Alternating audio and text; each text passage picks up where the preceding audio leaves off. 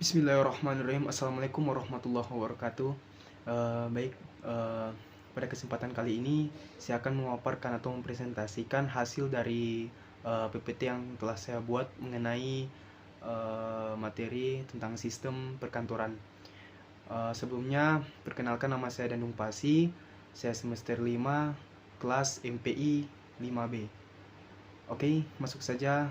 Kita masuk di pembahasan pertama, yaitu sistem. Sistem adalah suatu kesatuan yang terdiri atas komponen atau elemen yang dihubungkan bersama untuk memudahkan aliran informasi, materi atau energi untuk mencapai suatu tujuan. Istilah ini sering digunakan untuk menggambarkan suatu set entitas yang berinteraksi. Di masa suatu model matematika seringkali bisa dibuat. Kata sistem banyak sekali digunakan dalam percakapan sehari-hari, dalam forum diskusi maupun dokumen ilmiah. Kata ini digunakan untuk banyak hal dan pada banyak bidang pula, sehingga maknanya menjadi beragam. Dalam pengertian yang paling umum, sebuah sistem adalah sekumpulan benda yang memiliki hubungan di antara mereka. Selanjutnya kita masuk di pembahasan berikut, yaitu sistem menurut para ahli. Nah, di sini saya mengangkat tiga menurut para ahli. Yang pertama itu menurut Abdul Qadir 2014.261, bahwa sistem adalah sekumpulan elemen yang saling terkait atau terpadu yang dimaksudkan untuk mencapai suatu tujuan. Yang kedua itu menurut Sutabri 2012.2 bahwa sistem adalah suatu kumpulan atau himpunan dari suatu unsur, komponen atau variabel yang terorganisasi, saling berinteraksi, saling bergantung satu sama lain dan terpadu. Nah, yang ketiga itu menurut Sutarman 2012.213, bahwa sistem adalah sekumpulan elemen yang saling berhubungan dan berinteraksi dalam suatu kesatuan untuk menjalankan suatu proses mencapai suatu tujuan utama. Nah, untuknya kita masuk di pembahasan berikut, yaitu perkantoran. Perkantoran berasal dari kata bahasa Belanda, kantor, dan sering dipindahkan atau dipadankan dengan perkataan office yang berasal dari bahasa Inggris. Dari berbagai pengertian, perkataan kantor dan perkataan office seperti tersebutkan di atas, yang kemudian berkembang di Indonesia dengan perkataan kantor, adalah lebih diartikan sebagai tempat atau ruangan dan proses kegiatan penanganan data informasi. Jadi jelas dari pengertian di atas bisa dipahami bahwa pengertian kantor bisa berarti tempat. Ini yang biasa disebut dalam arti statis. Kantor juga bisa dalam arti proses. Ini yang bisa disebut dalam arti dinamis.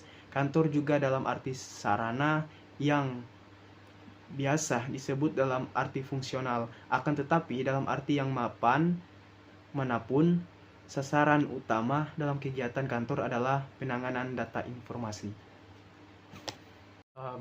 Selanjutnya kita masuk di pembahasan berikut, yaitu sistem perkantoran. Menurut J.C. Denier mendefinisikan sistem perkantoran adalah urutan baku operasi-operasi dalam suatu kegiatan perusahaan organisasi dan berkenaan dengan operasi-operasi itu dilaksanakan metode manapun maupun bila mana dan di mana dilaksanakannya. Sistem perkantoran ialah segenap rangkaian prosedur yang telah menjadi pola, kebetulan, kebulatan, baku, tata kerja, dan tata tertib dalam menyelesaikan suatu bidang pekerjaan atau fungsi pokok dalam suatu organisasi perusahaan. Sistem perkantoran mencakup sejumlah prosedur perkantoran, office procedures, dan suatu prosedur biasanya meliputi sejumlah metode perkantoran, office methods. Selanjutnya kita masuk di pembahasan berikut, yaitu prinsip umum sistem perkantoran menurut J.C. Denier. Sistem perkantoran harus mempunyai suatu arus kerja yang lancar tanpa terjadi hambatan. Sistem perkantoran tidak boleh terjadi adanya kekembaran kerja dan warkat. Sistem perkantoran harus apat menjaga agar menjadi minimum arus perjalanan yang mondar-mandir. Sistem perkantoran harus dapat menghindari tulis-menulis yang tidak perlu. Sistem perkantoran harus apat memanfaatkan sebaik-baiknya kelebihan spesialisasi dalam pelaksanaan pekerjaan. Baik, selanjutnya kita masuk di pembahasan berikut, yaitu kemudahan yang dapat dalam sistem perkantoran.